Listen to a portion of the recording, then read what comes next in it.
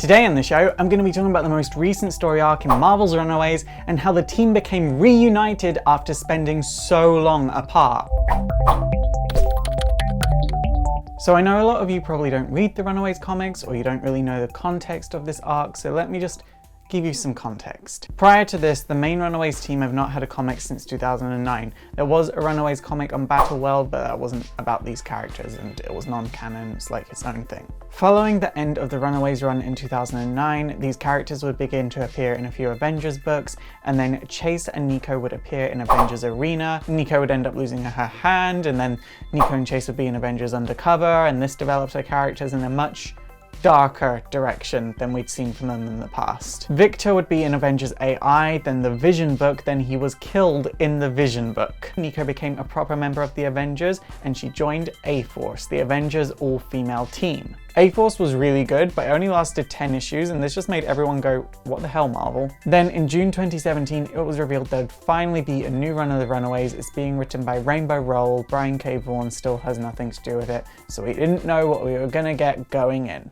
So our story starts out with Nico. She's alone. She was part of the Runaways. They all went their own ways. Then she was part of A-Force, one of the most powerful girl teams in the world, and they all went their own ways. Now she's a very powerful sorceress on her own, just trying to get through each individual day. And that is when Chase appears before her in Gert's parents' old time machine, holding Gert, who's on her deathbed. And Nico's like, Chase, what the hell? You can't just bring people back from the dead. And Chase is like, please, just try and help me save her. She takes a knife, cuts herself, and summons her staff to get to work. Her power is that she can say an intention, and that intention will become a spell. So if she wants something to happen, she just says it and it happens, but she can only do it once. Hanging around heroes for so long made her run out of every single healing spell in every single language, so she has to get creative here. So she says, doctor's in the house, and summons a doctor. The doctor is like, your friend is losing a lot of blood, call an ambulance, and Chase and Nico are like, there's no time. So Nico casts a blood transfusion spell. She then puts some x-ray glasses on the doctor so the doctor can see what's going on inside of Gert,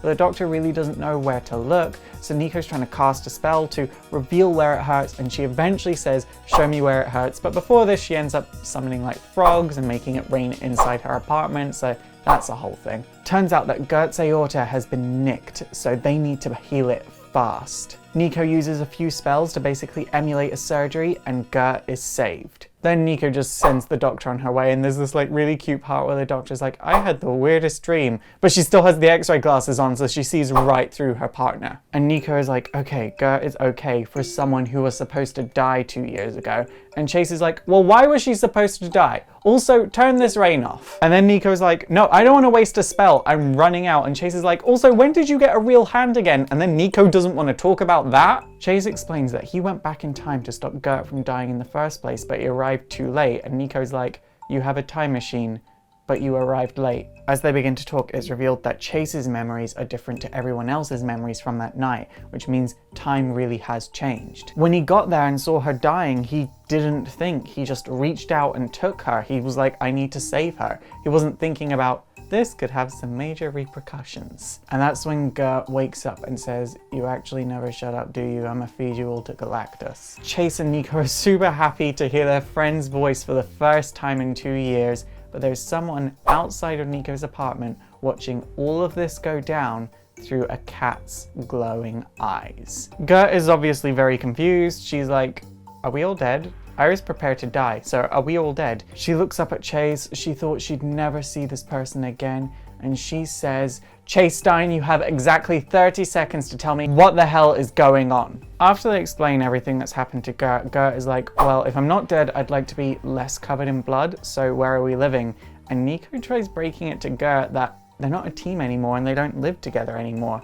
But then they get a lift to the hostel. Turns out the hostel didn't fall down, and when they were staying there, they were just staying in the guest house. Gert is like, where is everyone? Is everyone just gonna jump out? And Nico breaks it to Gert, they're not together anymore, like everyone's gone their own ways. And Gert is like, I was with you all yesterday and nothing could have driven us apart. So you are trying to tell me that we all just drifted? Chase tries to explain that he and Nico were made prisoners on Murder World, and Nico doesn't want to talk about that because it's really traumatic. When Chase and Nico returned from Murder World, Nico sort of just left to do her own thing. Chase went back to the others, but without Nico there to sort of keep them together, because she was very much like a bad mother, but a mother to the team.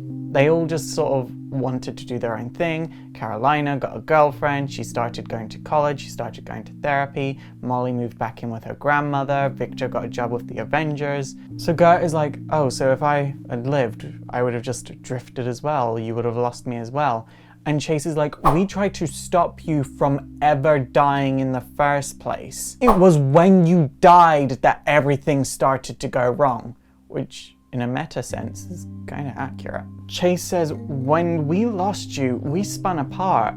And this is when Gert's face lights up because she's reunited with her dinosaur. Following this, Gert wants to try and reunite everyone, so Nico and Chase break it to her that Victor is dead. He died while working for the Avengers. But recently, Chase was sent a box containing some of Victor's items. So they're like, okay, let's open it together. And when they open it, it's Victor's head. It's a head in a box. Meanwhile, Molly's like living with her grandmother, having a seemingly normal life, but her grandmother has all of these cats with glowing eyes. Cut to Carolina. She has an amazing life right now. She has a great girlfriend. She's in a great college, having a lot of fun. Her therapist is giving her all of these daily affirmations to try and help her get over her trauma from the past. But when she gets a knock on the door and just sees Gert standing there, she is shocked. They explain everything to Carolina and Gert is like, okay, so now that I'm back, you can come back on the team and then we can go get Molly. And Carolina's like, I can't leave, I've got class. And Gert is like, no, but you don't have to go to class. You're a tragic orphan. That's the advantage of being a tragic orphan. And Carolina's like, but I like it here.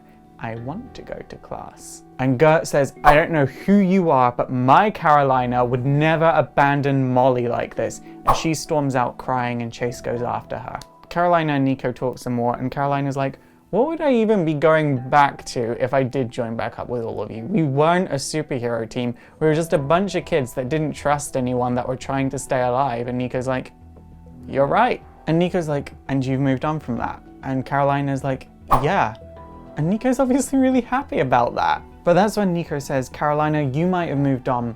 And I thought I had too, but maybe I hadn't. When I was with you and when I was with A-Force, I didn't worry about ever turning evil. But now I make a conscious effort every day to not turn evil, and I'm scared. So she's like, if Gert wants me back, well then I don't have a better offer right now. Carolina is like, well, I can't go with you. And Nico's like, I know.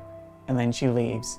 And Carolina is left there in her room saying her daily affirmations to herself to remind herself that she's not a bad person. Meanwhile, Gert and Chase get into the van and Chase begins playing with Victor's head to try and get him to wake up. And Gert is like, he's dead, show some respect. And Chase is like, I don't think he's dead because he doesn't look dead and he's a cyborg. Gert starts crying shortly after this. She's like, what happens to me now? Do I go into foster care? What is going to happen to me? You can't be my boyfriend anymore. I'm not even old enough to go to college. And Chase is like, yeah, but I came back for you. And Gert is like, yeah, but you didn't wait for me. We can't be anything now. You're a man and I'm a child. But then Chase reminds her, he didn't want to bring her forward in time. He was trying to give her back to him when he was still a child. And that's when Nico climbs into the back of the van and is like, let's go get Molly. And Gert is like, well, isn't she happy? And Nico's like, maybe let's go find out for ourselves. We're getting the band back together. Meanwhile, as they're having this conversation, we see a part through Victor's eyes, and it turns out he's powered up. He powers up just in time to hear the best quote from this issue. Being a mopey goth is like drinking. It's depressing when you do it alone. Meanwhile, elsewhere, someone is going down some stairs into a basement, and at the bottom of this basement is someone that wants to meet Molly. But that's where we're gonna end part 1. We're gonna cover part 2 in a few weeks' time, and in there we'll talk about how the Runaways became reunited, how they have to have an epic fight, and how the team finally gets to meet Carolina's girlfriend. again, but this time it's more exciting. A lot of people were reading Runaways for the first time when this arc came out, and a lot of people were like, it doesn't feel like a superhero book. I'm like, yeah, because it's not a superhero book. It's the Runaways. It's a drama book with superpowers. These kids aren't heroes, and if you look at any fight scene that the Runaways are involved in, they fight, then they run away, or they're just trying to get away from the fight. Their name fits them because they're not a hero team. They don't save the day, they save themselves. I absolutely love this book. It really captured the heart of the original run of the Runaways by Brian K. Vaughan, and because of that, I think this is the best run so far that hasn't been written by Brian K. Vaughan. So I'm really excited to see what happens in the future, and I'm really excited for all of you to see part 2. It's super effective! Okay guys, that is it for today. So what do you think of this so far, and how do you think it compares to the TV show if you've seen the TV show? Please let me know in the comments down below. Also, don't forget to thumbs up, subscribe to all of my social links. Don't forget to check out my Patreon if you want to support the show financially, or I have a PayPal donation link where you can leave me a tip. But for now, my name is Faust. This has been Exploring Comics, and it's super effective.